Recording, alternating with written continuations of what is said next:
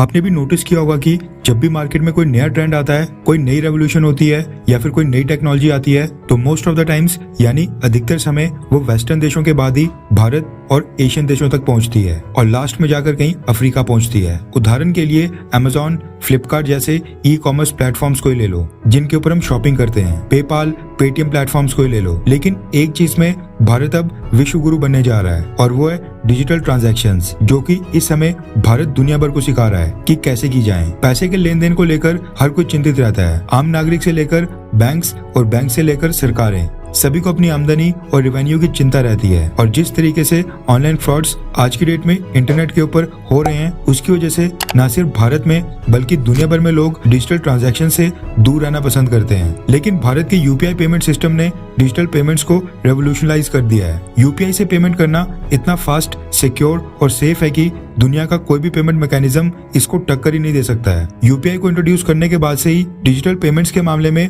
भारत हर साल नए रिकॉर्ड बनाते जा रहा है। हर साल दुनिया भर में जितनी भी डिजिटल ट्रांजैक्शंस होती हैं उसकी 40% अकेले भारत में हो रही हैं। भारत में हर मिनट यानी हर एक मिनट के अंदर कुल 1,30,000 पेमेंट्स आज की डेट में यूपीआई से हो रही हैं। साल दर साल डिजिटल पेमेंट ट्रांजैक्शंस का नंबर और डिजिटल ट्रांजैक्शंस की वैल्यू भारत में बढ़ते जा रही है। भारत में यूपीआई की सक्सेस देखने के बाद कई सारे देश सेम पेमेंट मैकेनिज्म अपने देशों में भी ला रहे हैं और कई देश तो ऐसे हैं जो सीधा यूपीआई को ज्वाइन कर रहे हैं और ऐसे देशों की लिस्ट में अब जापान का भी नाम शामिल हो गया है। जापान पहले से ही G7 की मीटिंग्स के लिए हेडलाइंस में बना हुआ था। जापान ने प्रधानमंत्री मोदी को भी G7 में इनवाइट किया है एंड अब जापान की तरफ से ये स्टेटमेंट आ गई है कि जापान भारत के यूपीआई पेमेंट सिस्टम को ज्वाइन करने के बारे में सीरियसली सोच रहा है। रेफरेंस के लिए आपकी स्क्रीन के ऊपर beyond world is one news के आर्टिकल का स्क्रीनशॉट है। रिपोर्ट के मुताबिक जापान के डिजिटल मिनिस्टर कोनो टारो ने इस मुद्दे के ऊपर स्टेटमेंट दी है कि भारत और जापान अब दोनों देश मिलकर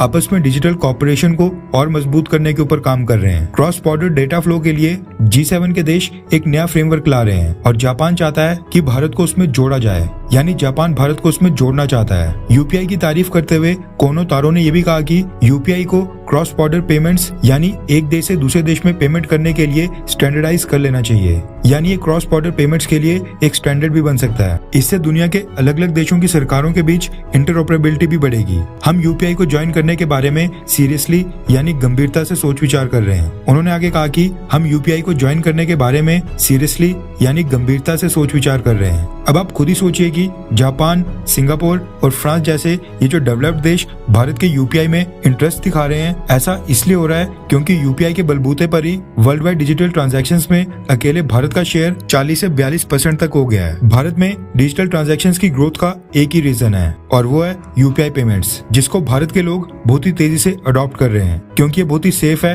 और सिक्योर भी। भारत की 84% डिजिटल ट्रांजैक्शंस अगर यूपीआई से हो रही हैं तो इसका मतलब है कि दुनिया में जितनी भी डिजिटल ट्रांजैक्शंस हो रही हैं उसका 37% भारत के यूपीआई से ही हो रहा है और ये बहुत ही बड़ी अचीवमेंट है। थैंक्स टू पीएम मोदी जिन्होंने डिजिटल इंडिया बनाने का इतना विजनरी सपना देखा और यूपीआई के लिए रिजर्व बैंक ऑफ इंडिया और national payment corporation of India को बैक किया। क्या आप यूपीआई पेमेंट ऐप से पेमेंट करते हैं, हाँ या फिर ना? नीचे कमेंट करके बताएं।